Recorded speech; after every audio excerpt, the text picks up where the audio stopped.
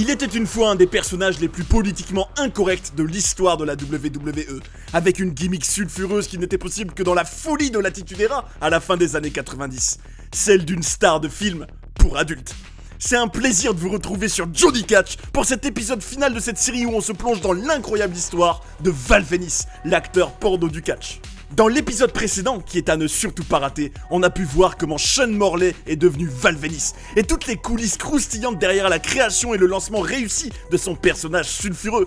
Comment il s'est retrouvé derrière un buisson avec Jenna Jameson, l'actrice X la plus connue du monde, et comment il a été impliqué dans une storyline où le terrible Yamaguchi-san voulait couper son pénis, que Val appelait le Big Valbovski. Dans ce nouvel épisode, vous apprendrez entre autres quel changement interne à la WWE a profondément impacté son personnage, au point de finir par avoir une nouvelle gimmick à l'opposé extrême d'un acteur porno, qui a été imaginé pour parodier un des ennemis de la compagnie dans la vraie vie. Vous découvrirez également la blague hilarante que son compatriote Owen Hart lui a faite alors qu'ils étaient à un hôtel, mais aussi comment il a failli intégrer le clan légendaire de D-Generation X, et même comment un événement tragique dans sa vie l'a mené à se lancer dans le business du cannabis.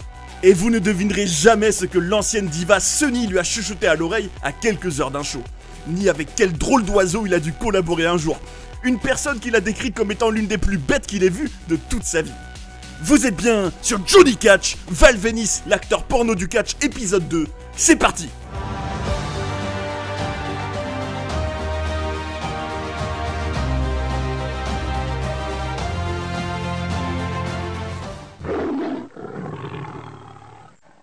Le 3 août 1998, le suspense était total à Monday Night Raw, et le pauvre Val Venis était dans une situation plus que délicate.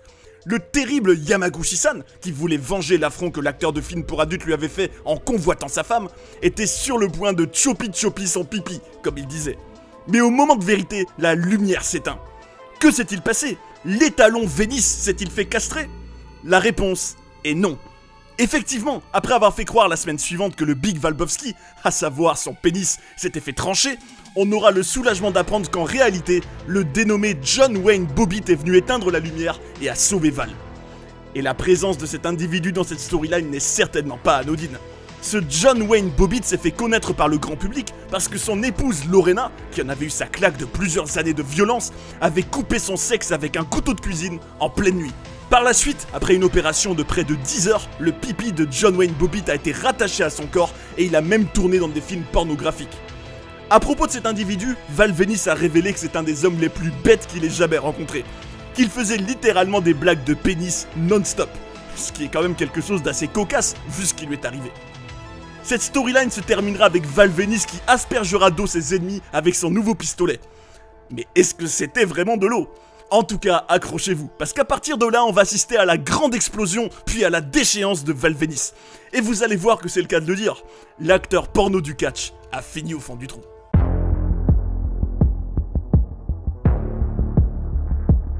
Sous l'impulsion de cette storyline originale du pipi de la Discord, l'acteur X de la WWE est devenu une véritable star. En effet, il a raconté que c'est déjà arrivé qu'il aille en boîte de nuit et qu'il y ait une gigantesque file d'attente pour lui demander un autographe. Des filles qui lui donnaient leur numéro de téléphone. D'ailleurs, il a révélé qu'elles lui demandaient souvent de leur signer un autographe sur leur poitrine. Par contre, il précise que malgré les avances que lui a déjà faites la diva Sunny, en lui chuchotant à l'oreille qu'elle aimait le sexe attaché, il évitait les relations avec ses collègues féminines, même s'il prétendra par la suite avoir eu des aventures avec Sable et Debra Marshall. D'autres éléments qui illustrent bien son succès, c'est qu'il a par exemple tourné dans un épisode de La Femme Nikita, qui a été l'une des séries les plus regardées à la télévision américaine durant ses 2 premières saisons, ou qu'il a participé à l'émission Happy Hour sur le USA Network. En tout cas, on peut dire qu'il était l'un des symboles d'une WWE qui n'avait peur de rien, à l'image d'un de ses t-shirts sur lesquels il y avait écrit « I'm cocked, locked, ready to unload », avec ce qui semblait être un liquide blanc. À ce moment-là, l'RPJ paraissait bien loin. De l'été 1998 à l'automne 1999, Val Venis a vraiment connu ce qui restera son âge d'or. On peut citer son match pour le titre européen contre D'Lo Brown à SummerSlam 98, qu'il a particulièrement marqué puisque Venis le considère comme un des préférés de sa carrière. Notamment parce qu'il catchait pour la première fois au Madison Square Garden. Par la suite, il aura une storyline très symbolique contre Dustin Runnels, le demi-frère de Cody Rhodes, qui prônait un retour aux valeurs traditionnelles. Fidèle à lui-même, Venice couchera avec la femme de son adversaire en tournant son nouveau film avec elle, en l'occurrence Terry Reynolds, qui était la femme de Dustin dans la vraie vie, et selon Val, ils ont été très professionnels avec lui. C'est intéressant de relever que dans la liaison que Val Venis aura avec Terry à l'écran, il la quittera lorsqu'elle annoncera qu'elle est enceinte, ce qui s'avérera être un grand mensonge. Pour l'anecdote, Terry détestait cette storyline, qui était l'œuvre de Vince Russo, et apparemment elle le suppliait de changer le scénario, mais il ne voulait rien savoir. Val Venis aura également la chance de former une équipe furtive avec le Godfather, ce personnage de proxénète qui était toujours accompagné de femmes, et dont l'association avec l'acteur X de la WWE semblait logique. Val a adoré ce partenariat, même s'il était bien trop court à son goût. Et vous verrez qu'ils se retrouveront quelques temps plus tard dans une association aux antipodes de leur personnage à ce moment-là. Un des autres points culminants de sa carrière aura lieu durant la route vers WrestleMania 15, pendant laquelle il remportera son premier titre à la WWE, à savoir la ceinture intercontinentale, qui laisse généralement augurer une grosse mise en avant. En tout cas, on le lui souhaitait. Selon Bruce Pritchard, cette ceinture était un moyen de crédibiliser Val Venis, qui, il faut bien le reconnaître, n'avait pas forcément le profil idoine pour devenir le poster boy de la WWE. Dans la même période, il aura droit à un programme contre l'ancien combattant de l'UFC, Ken Shamrock, dont il convoitera la sœur Ryan à l'écran, qui était en réalité la copine de Ken en coulisses. Val tournera aussi un film avec pour mettre Shamrock dans une rage intense. Et justement, il dit que cette intensité de l'ancien combattant le tirait vers le haut. C'est contre Shamrock qu'il avait gagné le titre intercontinental au pay-per-view Saint Valentine's Day Massacre le 14 février 1999. Un personnage de coureur de jupons qui triomphe pour la première fois le jour de la fête des amoureux, y a pas de hasard. Néanmoins, il perdra ce titre un mois plus tard contre Road Dogg, ce qu'il n'a a priori pas vraiment apprécié, parce que Road Dogg sortait de cure de désintoxication, alors que Venis lui-même était quelqu'un de très strict moralement, qui considérait que c'était injuste que son adversaire soit récompensé à son détriment. D'ailleurs, à cette époque, Val a failli intégrer la célèbre faction D-Generation X. C'était en tout cas la volonté du scénariste Vince Russo. Mais les membres de l'équipe ont refusé parce qu'ils ont estimé que ce personnage n'était pas bon pour la DX. Ce qui peut sembler assez ironique lorsqu'on se rappelle de leur comportement très sexualisé à eux aussi. Tout cela aboutira à un match Fatal 4-Way pour le titre intercontinental à WrestleMania 15 entre Val Venis, Ken Shamrock, Goldust et Road Dogg, que ce dernier gagnera. Venis s'entendait plutôt bien avec ses collègues, puisque son acolyte canadien Owen Hart, qui décédera peu de temps après, lui a un jour fait une de ces blagues dont il avait le secret. Effectivement, alors que Val Venis venait d'atterrir à St. Louis dans le Missouri et qu'ils allaient à l'hôtel pour dormir quelques heures, des fans sont venus le voir pour des autographes. Il y avait notamment un monsieur avec une pile de photos qui voulait toutes faire signer à Val Venis pour ensuite probablement les vendre, ce que l'acteur X de la WWE a refusé. Mais Owen, malin comme il était, a assisté à la scène et s'est amusé à appeler Val dans sa chambre alors que celui-ci s'endormait en se faisant passer pour ce fan. Il lui disait qu'il avait promis de revenir le voir pour venir signer toutes ses photos, ce que Val niait catégoriquement, et ce qui était évidemment faux. Alors Owen a fait croire à son camarade qu'il l'attaquerait quand il sortirait de l'hôtel. Venis était dans tous ses états et est même allé à la réception à la recherche de cet énergumène. Il a alors demandé à Owen, qui était là, s'il avait vu un type qui ressemblait à la description qu'il faisait de ce fan. À ce moment-là, il lui a dit que oui, et qu'il venait de sortir de l'hôtel il y a quelques minutes. Val est donc parti dehors, déterminé à le tataner. Tout naturellement, il ne le trouvera jamais. Plus sérieusement, en 1999, Val Venis était clairement un des acteurs du succès de la WWE, sans non plus être au niveau stratosphérique d'un Stone Cold Steve Austin bien entendu. Et d'ailleurs, il a eu un main event de SmackDown contre le Rattlesnake du Texas en octobre, à l'époque où le show bleu cartonnait, quand même. Par contre, Venis n'a pas gardé le meilleur souvenir d'Austin, étant donné que quand il allait le voir pour des conseils, Stone Cold était apparemment toujours sur la défensive, voire même un peu paranoïaque avec Val Venis. Mais à l'automne 1999, coup de tonnerre. Vince Russo, lui qui avait imaginé le personnage de Val Venis et qui avait écrit ces storylines qui pouvaient susciter l'intérêt des fans, filait à la WCW. Et plus rien ne serait jamais pareil pour le Canadien. Comment ce départ de Vince Russo a-t-il impacté sa carrière ? De quelle manière son personnage a-t-il évolué à partir de l'automne 1999 ? A-t-il tout simplement survécu à ce changement majeur dans l'équipe créative ? Restez bien jusqu'au bout de cet épisode pour le découvrir.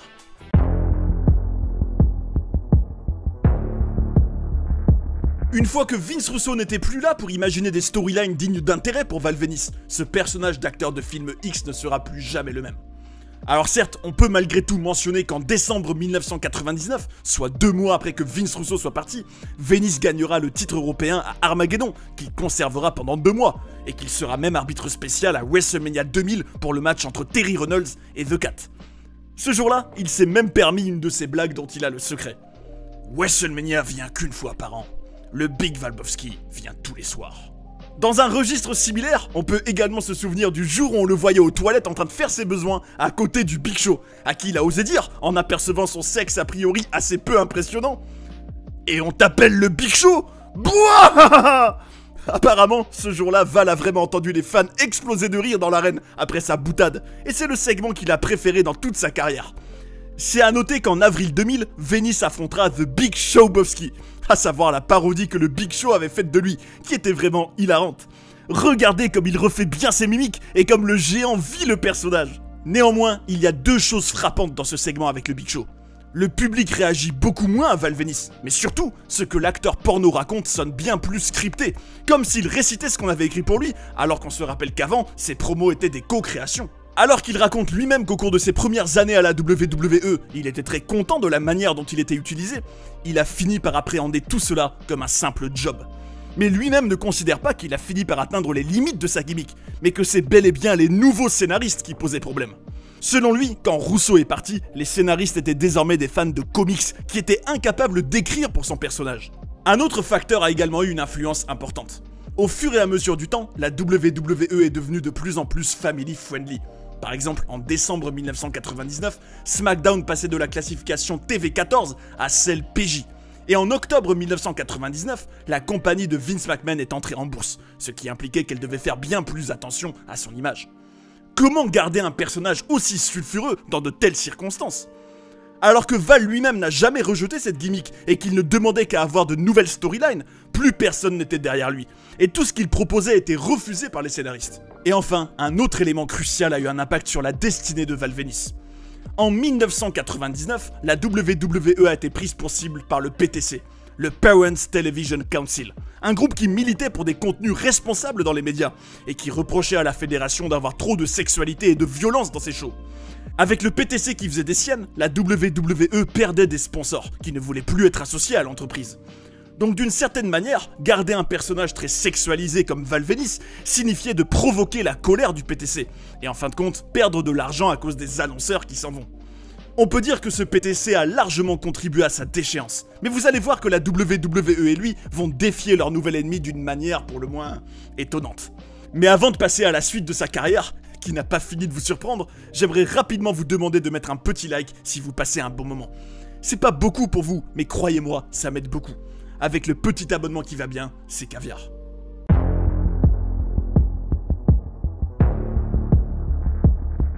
L'été 2000 arrivait, et Val Venis a décidé qu'il était définitivement temps de se débarrasser quasiment totalement de son personnage d'acteur porno. Après avoir demandé plusieurs fois au cours des derniers mois à Vince McMahon de le laisser se couper les cheveux, ce qui nécessitait son autorisation, son patron avait fini par accepter, ce qui a été un soulagement pour Val. À son goût, ses cheveux longs demandaient trop d'entretien, et surtout, il le gênait dans le ring. A priori, ce changement capillaire aurait même été validé grâce à Triple H d'une certaine manière.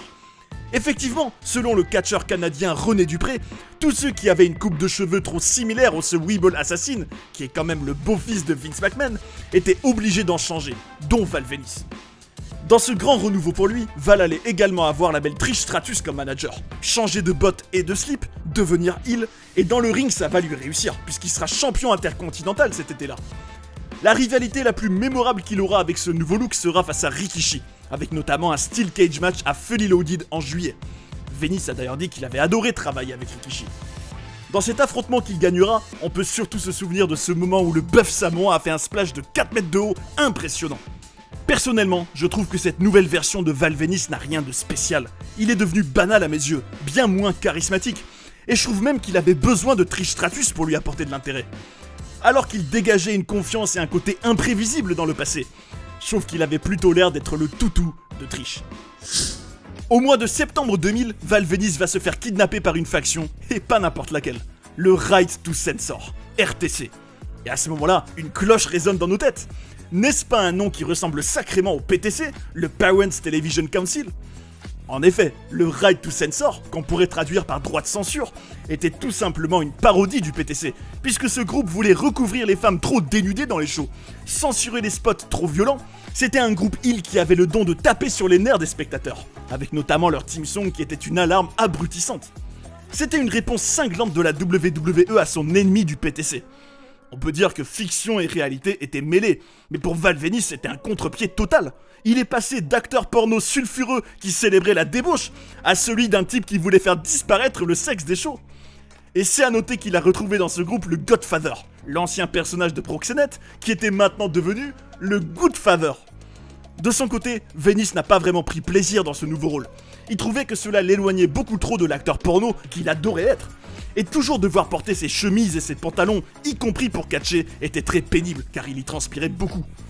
Il dit que le PTC était quelque chose qui inquiétait Vince McMahon, puisqu'ils avaient apparemment réussi à convaincre Coca-Cola de retirer leur publicité de Monday Night Raw.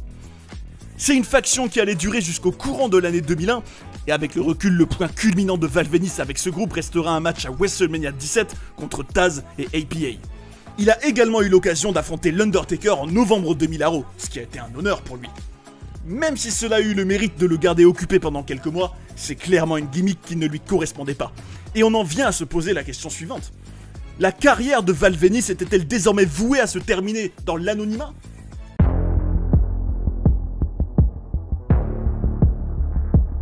Au Royal Rumble 2002, Val Venis semblait repartir du bon pied. Dans le match éponyme, il retrouvait son personnage d'acteur de film pour adultes. Tout était comme en 1998, à l'exception d'un élément, et pas des moindres, son cheveu. Et personnellement, je trouve que c'était un élément important chez le Val Venis d'origine. Mais malheureusement, quelques mois plus tard, le ciel va lui tomber dessus, ou plutôt un appareil de musculation. Alors qu'il faisait son sport dans une salle au Canada, la partie avec les poids de la machine est tombée sur lui. Un accident probablement causé par l'humidité de la salle en question, qui aurait pu le tuer. Il s'en sortira au final avec le crâne ouvert et le cou fracassé. Quand il fera son retour sur les écrans, il aura encore un nouveau rôle, celui de Chief Morley, ce qui était donc la première fois qu'il utilisait son vrai nom de famille à la télévision. Il était à présent le bras droit d'Eric Bischoff, le general manager de Monday Night Raw. Un nouveau rôle qui lui a certes donné de l'exposition, mais qui était en fin de compte celui d'un laquais. Et il ne l'a pas apprécié non plus, puisque quand il était Chief Morley, tout ce que le Canadien disait était scripté de A à Z, ce qui n'était pas le cas quelques années avant. Plus rien n'était désormais naturel et authentique pour lui. On peut dire qu'après ce personnage, Val Venis a connu une véritable traversée du désert, et la compagnie ne semblait plus rien faire pour essayer de le sauver du licenciement qu'il attendait. A priori, il avait été question qu'il soit impliqué dans une storyline dans laquelle il aurait aidé son collègue Shane Sewell, qui aurait joué le fils illégitime de la légende Ric Flair. Mais le Nature Boy a refusé cet angle parce qu'il considérait qu'il ne pouvait pas faire cela à ses vrais fils. On relèvera également son association avec le mastodonte Viscera, avec qui il a formé l'équipe V-Squared pendant plusieurs mois, entre 2005 et 2006. C'était amusant je trouve, puisque Viscera était lui-même le World's Largest Love Machine, une gimmick géniale d'obsédés sexuels. Leur partenariat coulait donc de source, mais hélas, il a été gâché par les blessures. Pour l'anecdote, c'est face à Val Venis que CM Punk avait eu son tryout match pour la WWE en mai 2005. Et dans la scène très controversée en juillet 2005, pendant laquelle des hommes de Mohamed Hassan étaient venus attaquer l'Undertaker. Figurez-vous que l'homme cagoulé qui a été autorisé par les officiels en coulisses à étrangler le Deadman était nul autre que Val Venis. En tout cas, après des années d'errance dans le low-card des shows sans jamais recréer la magie de ses débuts à la WWE, Val Venis se faisait virer en janvier 2009. Et il était temps pour lui d'écrire un nouveau chapitre dans sa vie, celui de Captain Cannabis.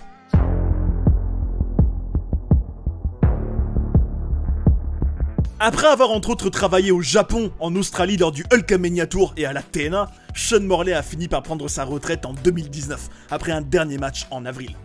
Et ce qui est particulièrement étonnant, c'est qu'après son histoire à la WWE, il s'est reconverti dans un domaine, et pas n'importe lequel, celui du cannabis. C'est un univers pour lequel il s'est pris de passion au point d'ouvrir son propre magasin dans l'Arizona en 2015. Ce qui est poignant derrière cette passion, c'est que tout part de tous ses collègues catcheurs qu'il a vu mourir suite à des addictions aux antidouleurs. Notamment son grand ami Andrew Martin, qu'on a connu à la WWE sous le nom de Test. Sean lui-même a connu cet enfer quand il a eu des blessures, et il raconte que découvrir les bienfaits médicaux du cannabis l'a sauvé. Il est même en contact avec des personnes qui en font pousser chez elles dans le monde entier, et il a affirmé qu'il ne pourrait jamais revenir à la WWE tant que la fédération ne change pas son règlement par rapport à la marijuana. C'est donc une cause qui lui tient énormément à cœur, dont il est devenu un vrai activiste, puisqu'il s'est renommé Captain Cannabis. Pendant plus de 20 ans, Sean Morley aura eu une carrière assez originale, d'expérience enrichissante au Mexique dans la lucha libre à une reconversion totale.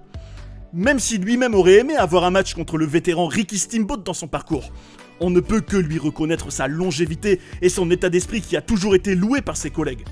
On a dit de lui qu'il est toujours resté positif et qu'il a toujours essayé de rendre tout ce qu'il faisait le meilleur possible. Et on terminera par ce que l'officiel Bruce Pritchard a dit à son sujet, qui a tout résumé. Sean Morley sera toujours Val Venis. Et je pense que la plupart des personnes se rappellent de ce personnage avec joie parce qu'il était amusant. Il sera toujours reconnu.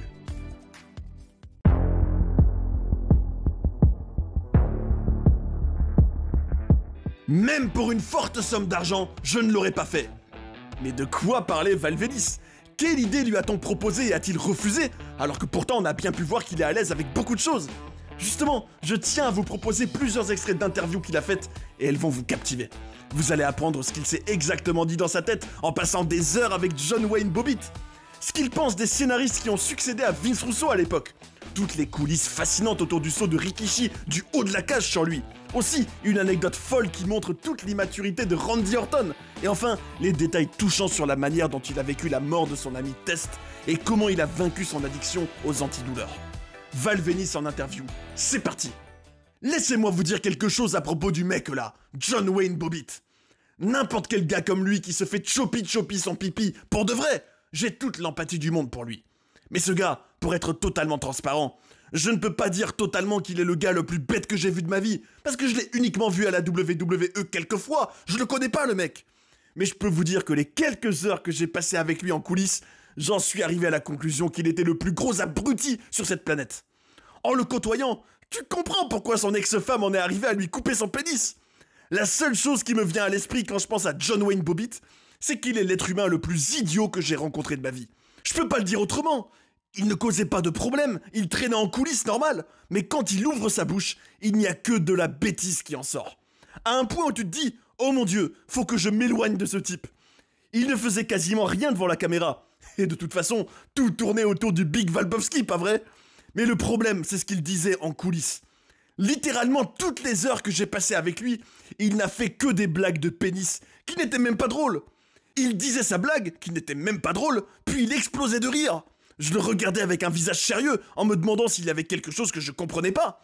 Pourquoi tu rigoles à ta propre blague, et moi je la comprends même pas? Vraiment, le mec le plus bête. Au tout début avec ses blagues, tu rigoles un tout petit peu.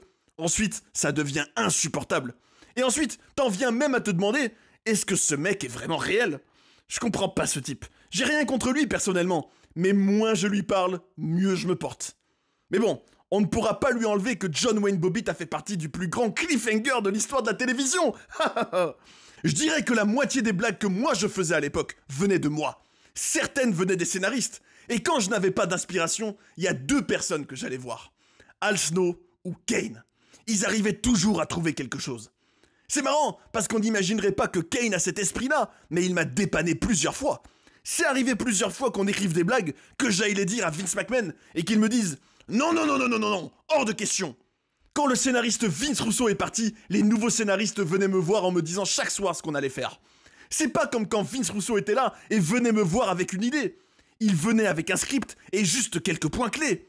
Aujourd'hui, tout est planifié, chaque point, A, B, C, D. Alors qu'à l'époque, on te donnait des points clés que tu devais exprimer, et on te laissait te débrouiller pour les dire et les amener à ta propre façon. Quand j'ai entendu que Vince Russo était parti, je me souviens qu'on revenait d'une tournée en Europe, et il y avait une ambiance lourde en coulisses les semaines suivantes. Les gars étaient choqués qu'il soit allé avec Ed Ferrara à la WCW à l'époque. En termes d'écriture, ça a presque tué mon personnage.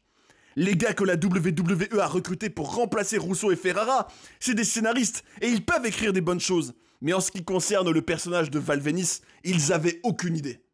C'est des gars qui n'étaient pas créatifs dans le côté repoussé des limites. En termes d'innovation et de créativité, tout était fichu. Moi, avant, je prenais plaisir à être le personnage de Val Venis. Et quand tu prends plaisir à faire quelque chose, ça devient plus facile de rendre ça bien. Dans ma carrière à la WWE, c'est arrivé qu'une seule fois que je me dise qu'il y avait quelque chose que je ne pouvais vraiment pas faire, qui allait trop loin pour moi. En l'occurrence, je sais pas si c'était une idée qui a été présentée à Vince McMahon, mais un jour, il y a une scénariste qui est venue me voir quand je suis arrivé dans l'arène.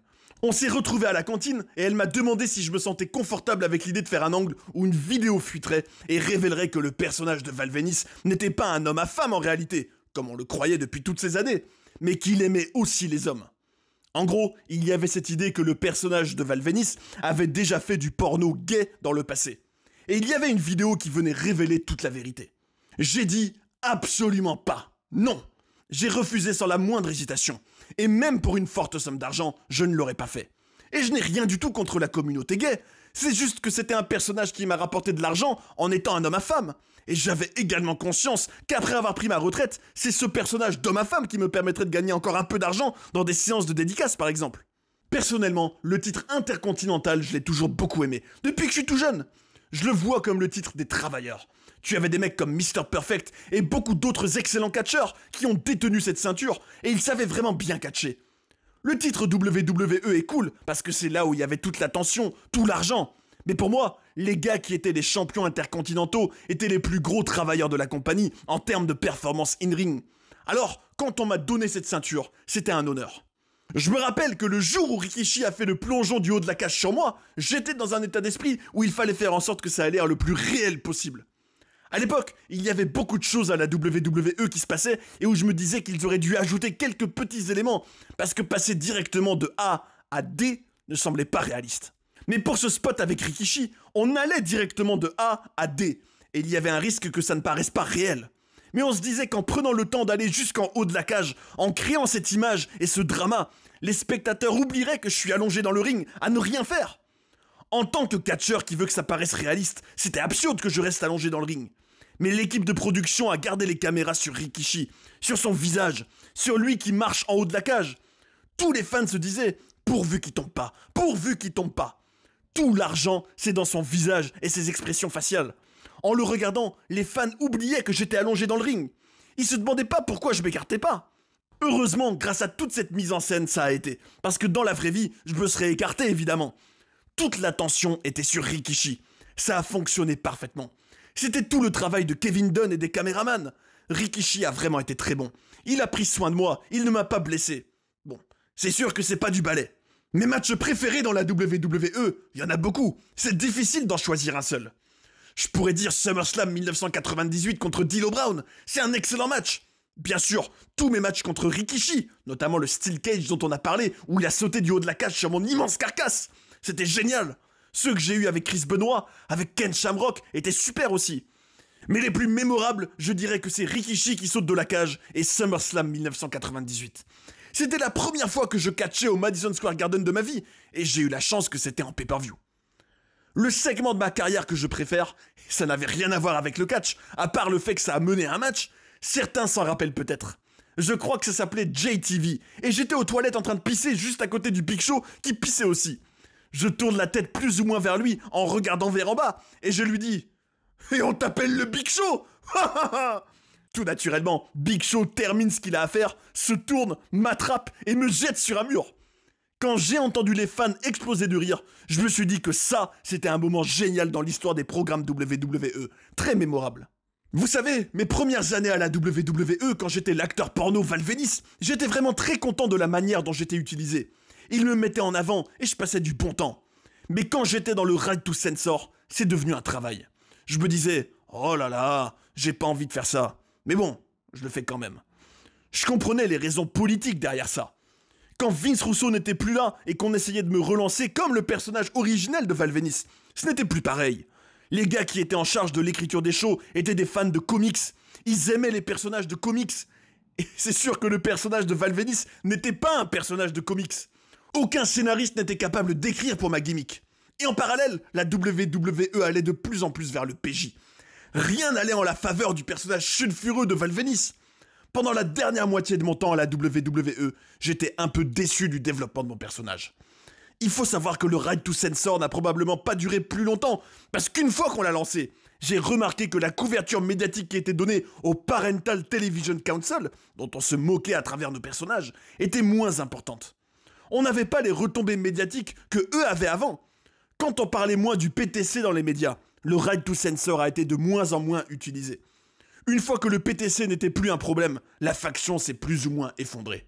Et je me souviens que quand je catchais au Mexique, on voulait que j'encaisse une powerbomb et que 10 secondes plus tard, je cours dans les cordes avec mon adversaire. Je leur disais qu'il n'y avait pas moyen, que je ne ferais pas ça. Mais au Mexique, c'est normal pour eux. C'est quelque chose que je refusais de faire quand j'étais là-bas. Quand tu regardes du catch mexicain, tu entends beaucoup de « Oh !»« Ah !» en réaction à des prises qui sont super, mais il n'y a pas de connexion émotionnelle entre les fans et les catcheurs. Si tu croises un mec au travail le lendemain après un show et que vous en reparlez, il te dira « T'as vu ce match? Il était incroyable! Il y a eu un double moonsault et 3 acrobaties! Il a atterri sur l'autre! C'était génial !» Ok, et comment il s'appelait ce gars? Ah, je sais pas, mais la prise était super, vraiment! Il n'y a pas d'attachement émotionnel. Ils s'en fichent du nom du catcheur ou de son personnage. Ils se souviennent uniquement des prises. Il n'y a pas de selling derrière, pas de connexion émotionnelle. Quand tu commences à faire du selling et à créer une connexion émotionnelle avec les fans, tu peux te faire beaucoup d'argent au Mexique. Parce qu'il n'y a pas beaucoup de catcheurs mexicains qui font ça. Je me rappelle que quand Randy Orton est arrivé dans l'industrie, il était immature. On l'a mis dans une position très importante rapidement. C'est un jeune qui a vite été mis en haut de la carte. Il se faisait beaucoup d'argent et faisait la fête. À cet âge-là, se faire autant d'argent, c'est exaltant. Il s'attirait beaucoup de problèmes. Il était déjà arrogant. Son boulard était à un autre niveau que les personnes arrogantes que j'ai connues dans ma vie. Je me rappelle qu'un jour, Randy Orton était dans un steakhouse. On était tous assis autour d'une table et on nous servait nos steaks. Le steak qu'on lui a servi semble être exactement celui qu'il a commandé, mais il l'a attrapé avec 2 doigts et il a fait « C'est quoi ça ?» à la serveuse et lui a jeté le steak dessus. Il lui a dit « Va m'en chercher un autre !» En le voyant, je me disais « Mais qu'est-ce qu'il fait, Randy ?» Mais il était dans un état d'esprit où il se disait qu'il était jeune, qu'il se faisait de l'argent, qu'il était important. Il était immature. Et je pense que lui-même le reconnaît aujourd'hui, mais il a beaucoup grandi. Je sais que beaucoup d'officiels importants se sont assis avec lui pour parler, et on l'a vu devenir de plus en plus responsable au fil du temps. Test était un de mes meilleurs amis à la WWE. J'étais très proche de lui. C'était quelqu'un qui voulait toujours être le mec cool. Il devait toujours être Mr. Cool. Un soir, j'étais avec A-Train dans un club à Toronto qui s'appelle The Government. On était sur la piste de danse et on avait des bâtons lumineux. On dansait, c'était génial. On regarde vers le balcon et on voit Test qui a les mains sur la rambarde avec ses lunettes de soleil qui nous regardait avec un air cool. Mais il ne dansait pas. Alors on s'est dit qu'on devrait le faire danser. On est allé sur le balcon et on a essayé de le convaincre de danser. Mais il refusait parce que selon lui, danser, c'était pas cool. Il nous disait de redescendre et d'aller danser. De toute façon, on était complètement bourrés. On retourne sur la piste avec les bâtonnets, et quelques instants plus tard, j'ai A-Train qui me tape sur l'épaule en me disant « Val, regarde Test !» En fait, Test était descendu, et il se tenait dos aux enceintes. Il tenait un bâtonnet dans chaque main, les yeux fermés, et il bougeait dans tous les sens. T'avais un mec de 2 mètres, musclé avec des bâtonnets dans ses mains, qui faisait la danse la plus absurde que vous puissiez imaginer. C'était vraiment hilarant. Quand il est décédé, c'était un moment sombre dans ma vie. Encore aujourd'hui, ça fait mal d'en parler. C'était un grand gaillard, mais les antidouleurs l'ont eu. C'est comme ça. Tout comme ça a été le cas pour beaucoup d'autres. C'est toujours difficile, mais quand ça arrive à un de tes meilleurs amis, tu n'as plus les mots. Quand un docteur te donne des médicaments antidouleurs, il y a une certaine légitimité. Tu peux te sentir rassuré. Mais en réalité, ils n'ont rien de rassurant. Tu te mets beaucoup moins en danger en prenant de la marijuana au coin de la rue que quand tu vas dans une pharmacie acheter des pilules. Si vous étudiez la marijuana de manière responsable et en vous intéressant à tout son aspect plus scientifique, les antidouleurs devraient être la 2e voire la 3e option pour tenter d'apaiser des souffrances physiques. Le cannabis devrait être la première chose que tu prends quand tu essayes de réduire une douleur ou de changer ta perception de la douleur. Mais dans la société actuelle, ça ne l'est pas. La première option dans la gestion de la douleur, c'est les opiacés. Si tu développes une addiction envers ces opiacés et que tu trouves un docteur qui n'a pas peur de perdre sa licence, peut-être qu'il te recommandera le cannabis. Mais ça ne devrait pas être comme ça. À une époque, on m'a fait prendre des anti-inflammatoires et des pilules antidouleurs. J'ai passé environ 3 mois coincé dans une attelle. Ils avaient mis 6 vis dans mon épaule. Pendant 3 mois, j'avais constamment mal à mon épaule. Et les antidouleurs n'ont pas tué la douleur, mais l'ont rendue supportable. Je me rappelle qu'à la fin de ces 3 mois, je me suis réveillé un matin et je me suis dit « Bon sang, j'ai dormi toute la nuit pour la première fois depuis 3 mois !» Je n'avais plus mal et je n'avais pas pris les antidouleurs de la journée. Le lendemain, j'étais en position fétale par terre, en étant frigorifié et transpirant. Je vais pas rentrer dans les détails, mais des choses sortaient de mon corps. Je n'avais pas d'énergie. On aurait dit la mort. C'était la pire maladie de ma vie. Et je ne prenais que 2 antidouleurs le matin, 2 le midi et 2 le soir, et j'ai fait ça pendant 3 mois. C'est pas beaucoup, mais le fait de le faire tous les jours a rendu mon corps physiquement addict à ces médicaments d'une manière que je n'aurais jamais imaginée. Je me rappelle qu'avant, d'autres catcheurs me disaient qu'ils essayaient d'arrêter les antidouleurs, mais qu'ils ne voulaient pas vivre les symptômes du sevrage. Moi je me disais dans ma tête, arrêtez d'être des mauviettes et soyez plus forts. Mais quand je l'ai vécu, j'ai réalisé que je n'avais aucune idée de quoi je parlais. Le sevrage est absolument horrible. Chez moi, ça a duré environ 2 semaines. À la fin de la première semaine, les symptômes de sevrage devenaient tellement intenses que j'étais prêt à abandonner et à retourner chez le médecin pour me prescrire des antidouleurs et reprendre des pilules juste pour me sentir normalement à nouveau. Juste pour ne plus me sentir malade. Par chance, j'avais un ami avec qui j'avais déjà fumé les années précédentes. Il m'a dit que je n'avais pas besoin de prendre un nouveau médicament antidouleur et de plutôt fumer telle chose. À l'époque, même en ayant étudié la marijuana, j'étais tellement déterminé à ne plus être malade que je ne voulais plus prendre aucune drogue. Il me disait « fume ça et fume ça ». J'étais tiraillé parce que j'hésitais à appeler la WWE et à leur demander d'aller en cure de désintoxication ou à prendre une autre pilule. Mais mon ami qui me disait de fumer, je prenais pas vraiment ça au sérieux encore. À force, j'ai quand même fini par essayer. J'ai pris plusieurs bouffées. Les symptômes de sevrage étaient encore là, mais ça a changé ma manière d'appréhender ces symptômes. Ça m'a fait sentir d'une certaine manière où j'en avais plus rien à faire de ces symptômes. Ça les rendait faciles à gérer. Je n'avais pas besoin d'une autre pilule ou de désintoxication. Je devais juste rester défoncé. À la fin de cette semaine-là, j'avais bien dormi, et quand les symptômes de sevrage ont disparu, tout allait bien. Je voulais vraiment ne plus prendre du tout d'antidouleurs. Alors qu'il y a d'autres personnes qui veulent arrêter les antidouleurs, mais une fois qu'elles ont passé le sevrage, elles commencent à se dire « Je vais juste en prendre un pour être pompette ce soir ». Et elles retombent dans la spirale. Pour que la marijuana fonctionne vraiment pour quelqu'un, il faut vraiment vouloir arrêter les antidouleurs totalement. Ça a marché pour moi. C'était ça ma désintoxication. Et ça ne m'a coûté que 40 $ en cannabis. J'ai économisé des milliers de dollars à la WWE car ils n'avaient pas besoin de m'envoyer en cure de désintoxication. Mon foie et mes reins allaient mieux parce que je ne les matraquais plus avec des pilules. Pour moi, ça a vraiment été le déclencheur qui m'a fait dire que la marijuana, c'est de la médecine. J'en ai parlé publiquement et j'ai dit qu'il fallait étudier cette question. Et depuis que je suis devenu passionné, je n'ai plus arrêté et je suis impliqué dans l'industrie du cannabis maintenant. Par exemple, mon grand ami Test avait un pied dans la tombe pendant longtemps à cause de ses antidouleurs. Je me rappelle qu'après avoir fait une cure de désintoxication, il était clean pendant toute une année. Et il a fini par décider qu'il allait juste en reprendre une seule fois un soir, juste pour être défoncé. Il est allé s'allonger sur son canapé après avoir pris ses antidouleurs, et il ne s'est plus jamais réveillé. Pour moi, ça a vraiment été la goutte d'eau qui a fait déborder le vase, la mort de Test. Quand c'est arrivé, j'ai vraiment dit qu'il fallait du changement à la WWE. Leur politique sur le bien-être des catcheurs a ses limites. Ils m'ont déjà testé alors que je prenais des antidouleurs. Le docteur m'a appelé en me demandant si j'avais une prescription valable pour prendre ces antidouleurs. Oui, je lui ai faxé, et une semaine plus tard, j'ai reçu un courrier qui me disait « Félicitations, vous avez réussi votre test antidrogue ». Il ne teste pas la quantité d'antidouleurs dans le corps, mais seulement la présence ou pas. Mais si à ce moment-là on utilisait la marijuana plutôt que ces pilules, beaucoup de personnes ne développeraient pas d'addiction. Mon ami Test adorait le cannabis, mais il ne voulait pas recevoir une amende s'il retournait à la WWE. Aujourd'hui, il donne des amendes de 2500 $, je crois, quand un catcheur est testé positif à la marijuana.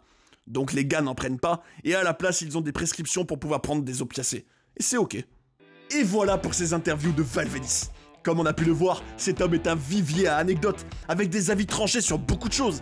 Et son cas symbolise vraiment des grandes évolutions qu'il y a eu à la WWE entre l'Attitude Era et l'époque actuelle. Quoi qu'on en dise, une chose est sûre. Avec Val Venis, on ne s'ennuie jamais. C'est ainsi que se termine notre série sur Val Venis, l'acteur porno du catch.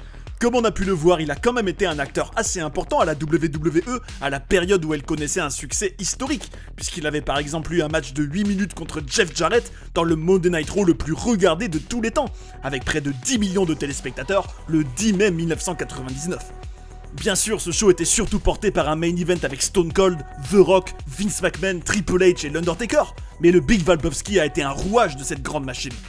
D'ailleurs, pour vous offrir 2 dernières petites anecdotes, figurez-vous qu'il a déjà été dans le ring avec Triple H justement, et que The Game lui avait mis un coup de chaise tellement brutal dans la tête que Val ne savait plus qui il était ni ce qu'il faisait là pendant quelques secondes. Et un beau jour, son camarade Al Snow avait donné le numéro de portable de Val à l'antenne dans le cadre de la storyline autour de son chien Pepper. Et pendant des heures et des heures, y compris jusqu'au lendemain, les téléspectateurs n'ont pas arrêté d'appeler Val, à un point où ce dernier a même dû changer de numéro. Bien que Venice n'ait jamais été une des plus grandes stars de la fédération, il peut malgré tout se vanter d'avoir fait rêver beaucoup d'hommes et de femmes à son âge d'or. Et personne ne pourra lui enlever qu'il a travaillé avec l'actrice porno la plus connue au monde, Jenna Jameson. L'officiel Bruce Pritchard a également dit à propos de lui qu'il avait beaucoup de talent, et qu'il avait le potentiel pour être un main eventer, mais que cette gimmick l'a malgré tout empêché d'aller encore plus haut. Et justement, j'en viens à vous proposer un débat amusant. Quelle storyline auriez-vous imaginé pour Val Venis ? Venez en parler dans les commentaires, je suis bien curieux de lire vos idées, et ce sera génial de partager nos ressentis, parce que c'est le catch comme on l'aime. Si vous avez passé un bon moment, merci de mettre un bon gros pouce bleu à ce documentaire, et on se dit à très bientôt pour d'autres vidéos. N'oubliez jamais qu'on est ensemble, prenez soin des vôtres, et à bientôt sur Judy Catch.